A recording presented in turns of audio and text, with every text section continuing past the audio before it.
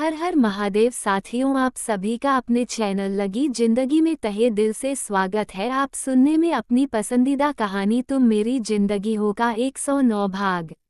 बाप रे बाप, आज तो मैं बुरी तरह से थक गया हूँ। अर्जुन ऑफिस से आकर सोफे पर धंसा गया था। हाँ, ऑफिस में रिवॉल्विंग चेयर पर आधा सोकर पूरा दिन एसी का बिल बढ़ाकर लोग थक ही सकते हैं। अभिज्ञा ने ताना देते हुए मुंह बनाया।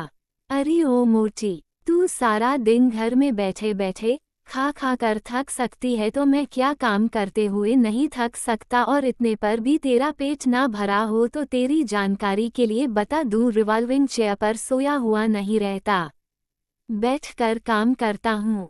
पूरी कमर अकड़ जाती है। अर्जुन ने अभिज्ञा के सर पर धीरे से मारते हुए कहा, चलो अच्छी तरह से पता है कितना काम करते हो।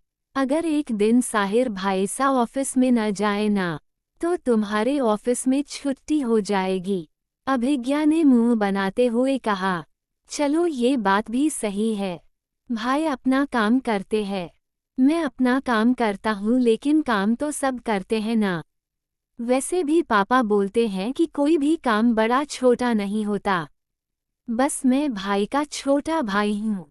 अर्जुन रिलैक्स होते हुए बोला, बोल तो ऐसे रहे हो कि भाई सा का छोटा भाई होना तुम्हारे लिए कितना बड़ा अचीवमेंट है, और उसमें भी मान लो कि यह अचीवमेंट है तो इसमें तुम्हारा कुछ नहीं है। यह ऊपर वाले ने तुम्हें भाई सा के पीछे भेजा है, जिसका नतीजा तुम ये निकालते हो कि सारे काम को तुम भाई के कंधे पर बंदूक रख कर करते हो।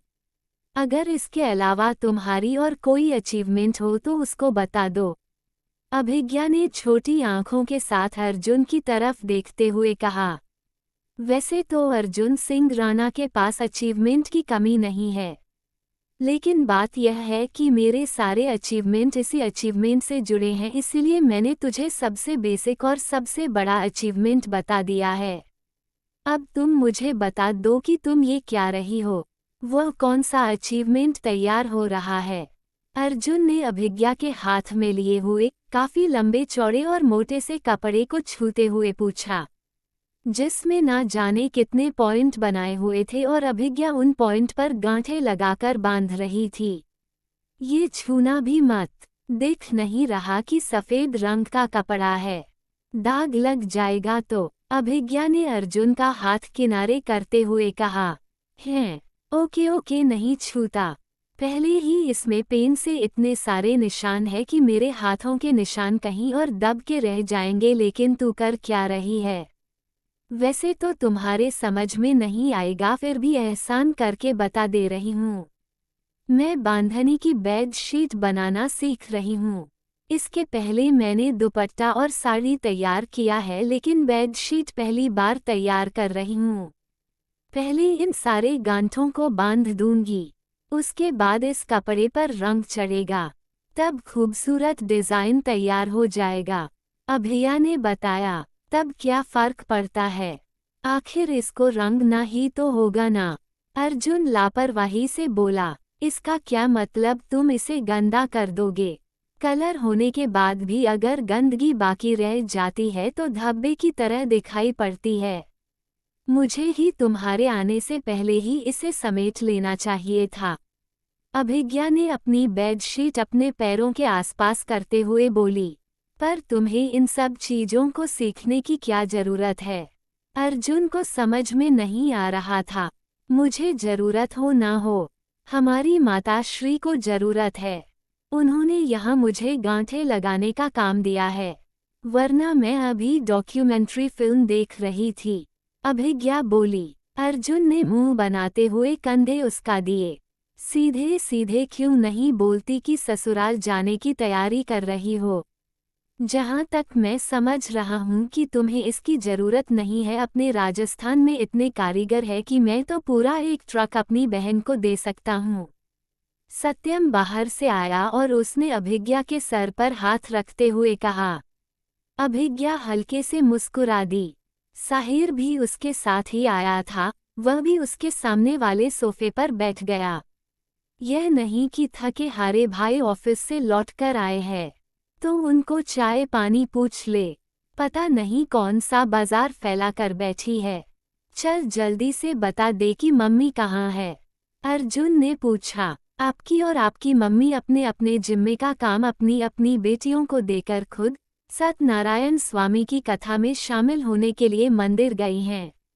अभिज्ञा ने साहिर और अर्जुन की तरफ इशारा करते हुए कहा। और आपकी मम्मी पता नहीं कहाँ निकली है, पर वह भी घर पर नहीं है, इतना मुझे पता है क्योंकि मैंने खुद उन्हें निकलते हुए देखा है। अभिज्ञा ने सत्यम की तरफ देखते हुए कहा। मैंने तुमसे मम्मी के बारे में पूछा ही नहीं। सत्यम मुस्कुरा दिया। अरे आप लोग एक एक करके पूछते और मैं एक एक करके जवाब देती, इसलिए मैंने एक बार में ही बता दिया।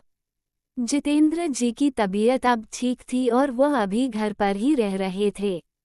उस दिन के बाद से साहिर ने जितेंद्र जी से कोई बात ही नहीं की थी। उनके कमरे में भी जाता था तो केवल हाल चाल पूछकर निकल आता था, लेकिन उनका दिल्ली जाने का प्रोग्राम कैंसिल हो चुका था। पर बड़ी माँ सा वृंदावन कल सुबह वृंदावन के लिए निकलने वाली थी। प्रेम और अमरिंदर उन्हीं की तैयारियों में लगे थे, इसलिए ये तीनों भी इस वक्त घर पर नहीं थे। चल मेरी बहना एक गिलास पानी पिला दे। तभी अर्जुन बोला। अभी मोटी बोल रहे थे और अभी बहन बोल रहे हो। मैं नहीं दूंगी पानी और किसी से मांग लो। अभिज्ञा चिढ़ते हुए बोली। तू ही मंगा दे, अब तो मेरे अंदर बोलने की ताकत नहीं है। अर्जुन गहरी सांस छोड़ते हुए बोला। बोलने की ताकत नहीं है लेकिन लड़ने की ताकत जरूर है। साहिर पानी का गिलास उठाते हुए बोला। देख लिया ना भाई सा, एक आप ही है जो मुझे समझते हैं, वरना अगर अभी मम्मी होती तो सीधे कहती कि वह तो कुछ बोलता ही नहीं है, तुम ही लड़ती हो। अभिज्ञा ने मुंह बनाते हुए अर्जुन की तरफ देखा। इन लोगों को ऑफिस से आते देखकर सर्वेंट हरकत में आ गए थे और एक साथ उन लोगों ने इन तीनों के लिए वही ड्राइंग रूम में ही पानी का अरेंजमेंट कर दिया था। पानी पीकर सत्यम अपने कमरे की तरफ चला गया। भाई सबको समझता है और तुझसे बेहतर मेरे को समझता है। अर्जुन आराम से सोफे पर लंबा लेट होते हुए बोला।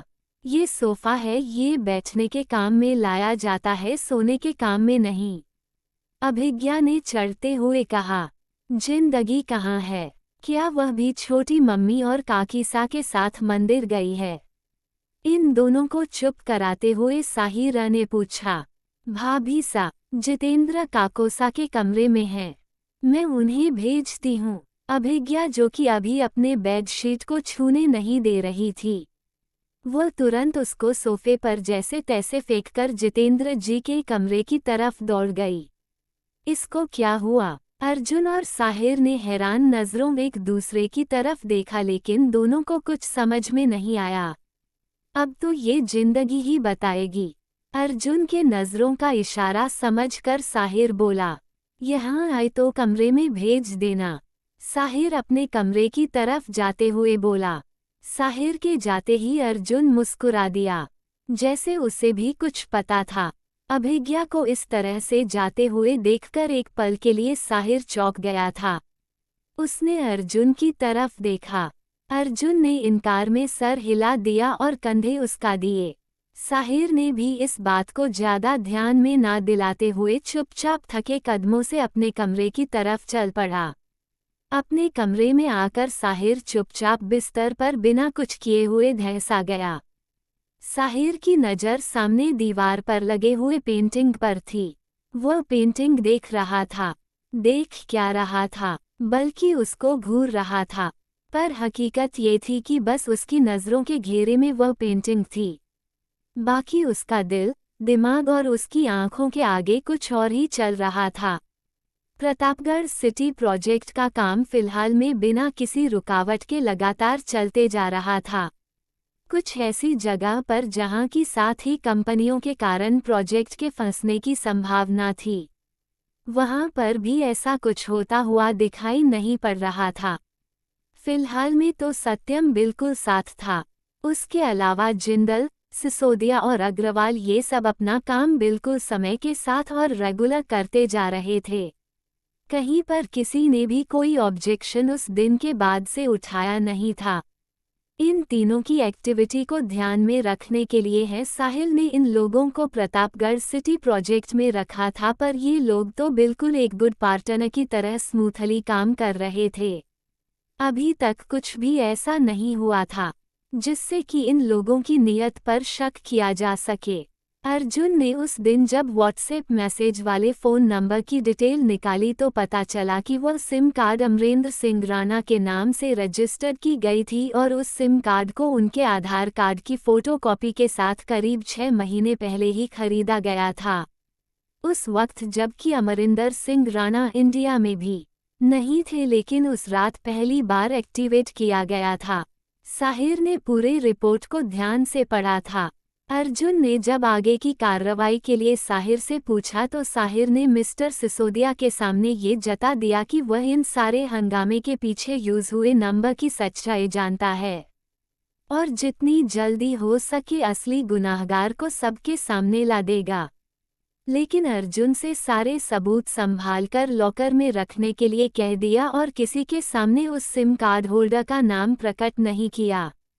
ये बात पूरी तरह से अर्जुन और साहिर के बीच दब के रह गई। आज तो मीटिंग में गजब हुआ था। प्रतापगढ़ सिटी में मॉल के लिए साहिर कई कंपनियों के प्रोजेक्ट देख रहा था। एक वर्ल्ड क्लास कंपनी के मॉल में प्रतापगढ़ में इन्वेस्ट करने से पहले एक अच्छा खासा ट्रबल क्रिएट किया था। साहिर उसमें गुस्से में आ गया था। आज की प्रेजेंटेशन के दौरान उस कंपनी को बाहर निकाल कर फेंकना चाहता था, लेकिन जागृति ने आगे बढ़कर उस प्रोजेक्ट को संभाल लिया। साहिर जब गुस्से में कुछ बोलने के लिए शुरू हुआ था कि जागृति ने उसका हाथ पकड़कर उसे रोक लिया और खुद आगे बढ़कर उस कंपनी की तबीयत से धुलाई करते हुए उसे अपने शर्तों पर काम करने के लिए मना दिया था। जागृति के इस काम को देखकर तो साहिर बिल्कुल हैरान रह गया था, क्योंकि उस दिन के बाद से जागृति ऑफिस में एक दिन भी नहीं दिखाई पड़ी थी, जबकि अपनी तबीयत खराब होने के बावजूद भी सिसोदिया लगातार अपने ग्रुप की तरफ से मीटिंग अटेंड कर रहे थे। आखिर इन लोगों के दिमाग में चल क्या रहा है? अगर ये लोग मुझे मारना चाहते हैं या फिर मुझे बर्बाद करना चाहते हैं तो इस टाइम जब मैं पूरी तरह से सबको लापरवाह देख रहा हूँ तो यह कोई वार क्यों नहीं कर रहे? कहीं कुछ और बड़ा तो नहीं सोच रहे हैं? साहिर इसी चीज में उलझ रहा था। आज तक कभी भी ऐसा नहीं हुआ था जब जागृति ने शाहिद को सामने से सॉरी किया था। अधिकतर जागृति और साहिल के बीच में हल्की फुल्की झगड़ा होता, नोकझोंक होती थी, लेकिन शाहिद को ही खुद आगे बढ़कर जागृति को मनाना पड़ता था। पर आज उस प्रोजेक्ट के बाद जब साहिर ने जागृति को थैंक यू बोलना चाहा तो उसके पहले हैं जागृति ने उसे सॉरी कहा था। भाई मेरी बात स्टाम्प पेपर पर लिख ले। ये जंगली बिल्ली फिर कुछ ना कुछ बड़ा सोच रही है। जागृति को सॉरी बोलते हुए देखकर अर्जुन ने साहिर को सचेत किया। साहिर ने तीखे तेवरों से मुस्कुराते हुए हाँ में सर हिला दिया। जाहिर में तो साहिर ने जागृति के सॉरी को एक्सेप्ट कर लिया था। फिर भी वह जागृति से अपनी नाराजगी दिखा रहा था, लेकिन फिर भी जागृति पर कोई असर नहीं था। बिल्कुल एक सहयोगी कंपनी की रिप्रेजेंटेटिव की तरह वह साहिर के साथ बिल्कुल फॉर्मेलिटी दिखा रही थी। अपनी तरफ से उसने कई बार इन लोगों को टारगेट करने की कोशिश की थी। कई जगह उन लोगों को हटाया था, लेकिन नतीजा कुछ नहीं निकला था।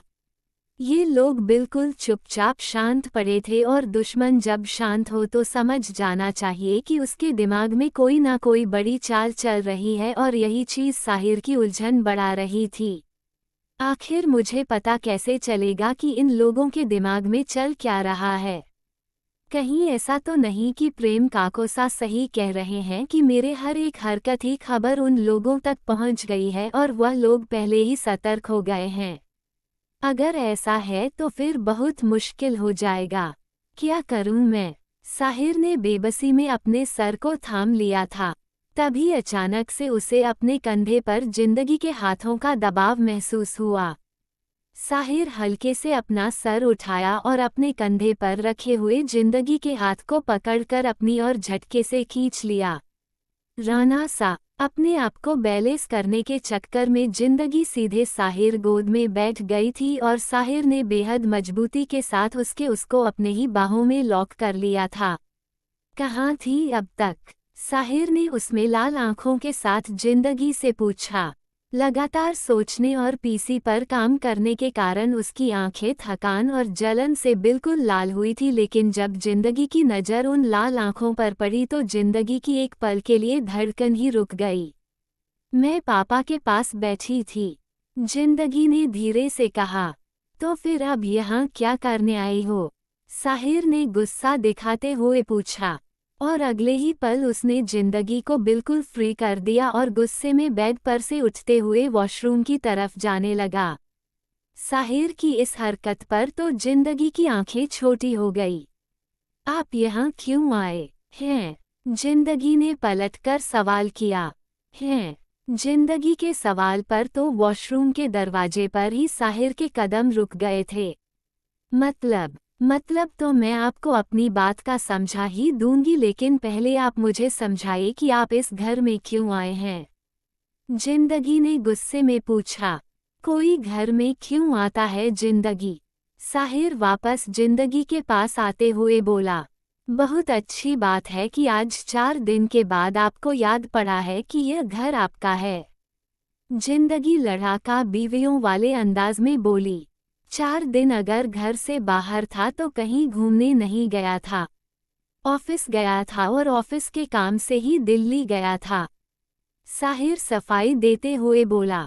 जिंदगी के गर्म तेवर को देखकर उसके तेवर नर्म हो गए थे। अब तुम मुझे बताओ कि तुम क्या कहना चाह रही हो? 4 दिन के बाद पति अगर घर आता है तो क्या बीवी 4 घंटे बाद कमरे में आती है? साहिर जिंदगी के बिल्कुल नजदीक आ गया था। बिल्कुल, ये घर मेरा है। इस घर के हर एक कमरे पर मेरा अधिकार है।